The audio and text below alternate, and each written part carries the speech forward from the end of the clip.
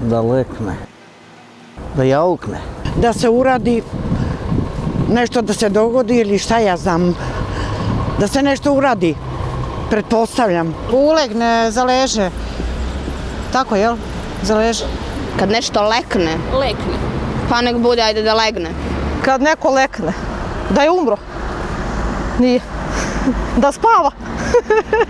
To je dobrička reč, lekne, ne mogu nju da lekne ili lekne ili zakuka, tako nešto. Lelek znam šta je, a lekne, ne, nemam pojma. Kod nas, znači, ostari ne može da funkcioniše. To verovatno umre ili nešto tako, pretpostavljam, ja ne znam za tu reč. Nema od čega da živi, standard života je loš.